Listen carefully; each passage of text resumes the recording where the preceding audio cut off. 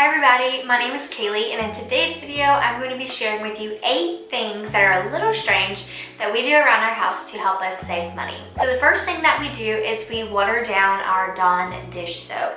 Now, I believe all other dish soaps are ultra concentrated, and if they are, it's a really good idea to put some water with your dish soap.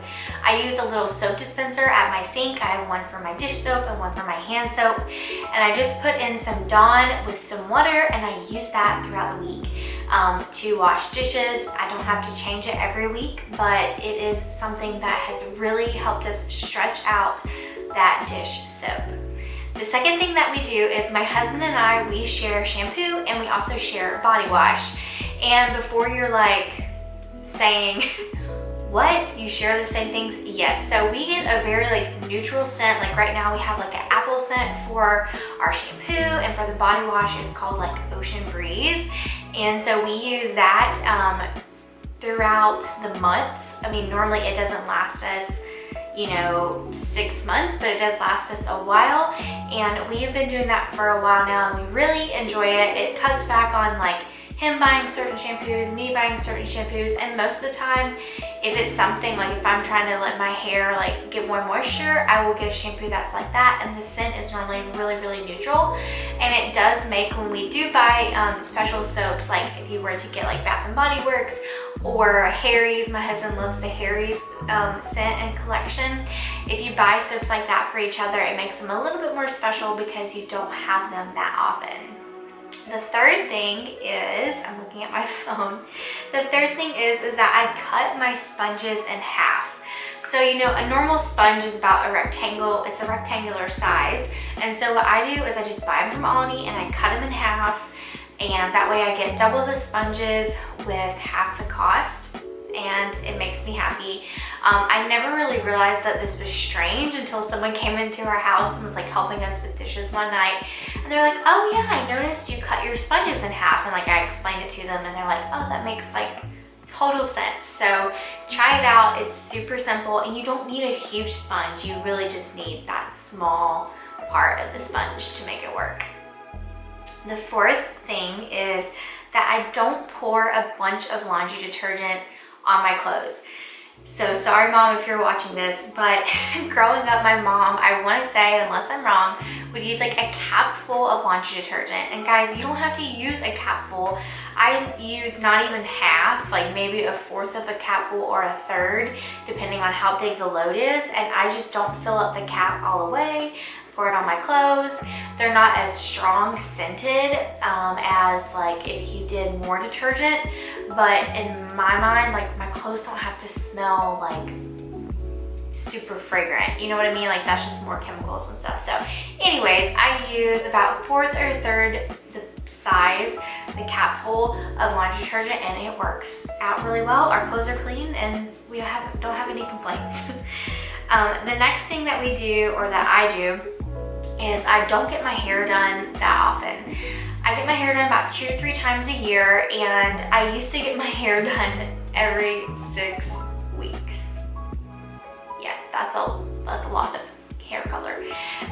So now what I do is I just do like a balayage, however you say it, hairstyle, and it lasts me a couple months. I normally do like every 3 or 4 months I'll get my hair colored.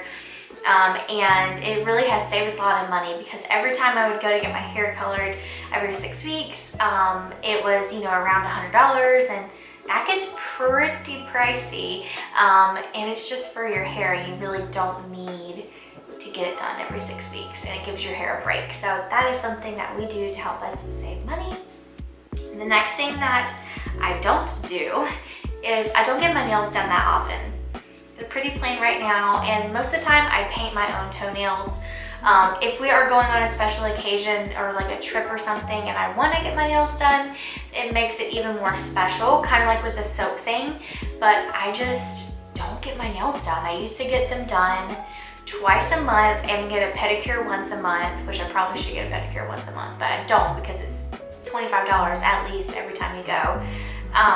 But anyways, I used to get them done all the time. And I kind of was like, why am I spending all this money? So anyways, I don't do that, and it helps save us money. The next thing is kind of strange. But we groom our own dog.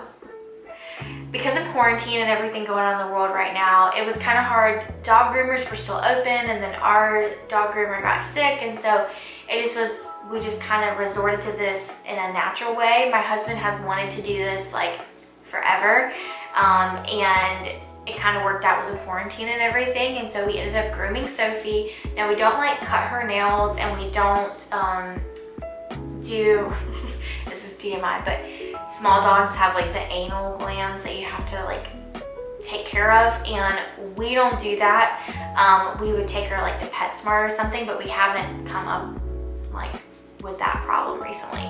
So anyways, we groom our own dog. It's fairly simple. That I heard something. It's fairly simple, and it really wasn't as hard as I thought it was going to be. I was like worried that Sophie wasn't gonna like it because the groomers would always say how like the loud, you know, hair trimmers would kind of scare her, especially the nail grinders. So she's done a great job. Try it out if it's too much. Like, Sophie's not a big dog, but it will save you money in the long run, because that was like 40 bucks every other month. Doesn't sound like a lot, but every dollar counts. So we are excited to say that we groom our own dog, and she actually doesn't look that bad. And the very last thing that we do that is kind of strange is my husband and I, we have personal funds. So like if I want to buy something like a book or something, each month I have a personal fund, and I just pull from that personal fund instead of like, you know, buying things. And it gives me a budget to where I'm like, okay, I have this much this month, and I need to stay within that. And whenever we run out of money in our personal funds, we're out. And I know that's kind of strange because some people are like, well, you know, do things here and there like getting your hair done or stuff like that. And what we do is we've created a sinking fund, and the sinking funds has haircuts and stuff like that within that, because we know they're going to come and we know we're going to have to do them. So anyways, we have a personal fund, and once we reach our limit for the month, we're done. So those are the things that I do that are kind of strange, that are abnormal to what normal people do. If you do something kind of strange that helps you save money, please comment them down below. If you like this video, please give it a thumbs up, and I'll see you in the next one. Bye guys.